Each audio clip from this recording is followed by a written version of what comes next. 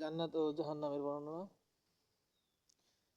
জান্নাত ও জাহান্নামের বর্ণনা সম্পর্কে হযরত আবু হুরায়রা রাদিয়াল্লাহু তাআলা আনহু থেকে বর্ণিত, রাসূলুল্লাহ সাল্লাল্লাহু আলাইহি ওয়াসাল্লাম বলেছেন, তোমাদের বিপরীত আগুনের উত্তাপ, জাহান্নামের আগুনের উত্তাপ 70 ভাগের 1 ভাগ মাত্র। বলা হলো, ইয়া রাসূলুল্লাহ, জাহান্নামীদের শাস্তি দেওয়ার জন্য দুনিয়ার আগুনই তো যথেষ্ট ছিল। তিনি বলেন, দুনিয়ার আগুনের উপর তার সমপরিমাণ তাপমাত্রা জাহান্নামের আগুন আরো 69 গুণ বাড়িয়ে দেওয়া হয়েছে। বুখারী মুসলিম হাদিসটি বর্ণিত হয়েছে। হযরত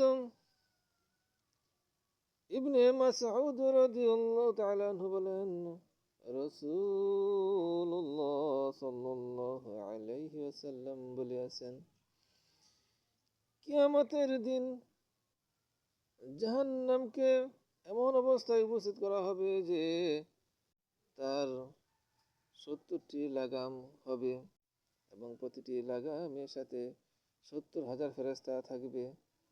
তারা তা টেনে আনবে। সহিহ মুসলিমে হাদিসটি বর্ণিত হয়েছে। এই হাদিসের ব্যাখ্যায় ওয়ালাইকুম আসসালাম ওয়া রাহমাতুল্লাহি ওয়া বারাকাতুহু।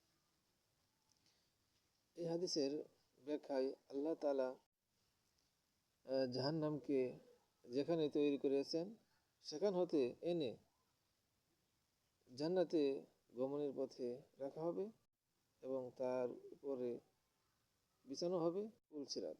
এটা হবে সহজেই, এটা হতে আমরা সহজেই ধারণা করতে পারি যে তা কত বৃহৎ এবং তা হতে বের হওয়া অসম্ভব।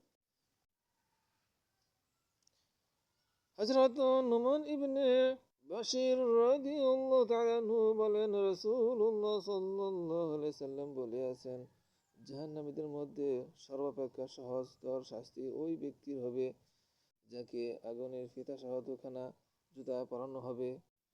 এতে তার মগজ এমনি ভাবে ফুটতে থাকবে যেমনি ভাবে তোমরা পাত্র ফুটতে থাকে। সে ধারণা করবে তার অপেক্ষা কঠিন আযাব আর কেউ ভোগ করছে না, অথচ সে হবে সর্বাপেক্ষা সহজতর শাস্তিপ্রাপ্ত ব্যক্তি। এটি সহিহ বুখারী ও সহিহ মুসলিমে হাদিসটি বর্ণিত হয়েছে। তাই আমরা বলতে পারি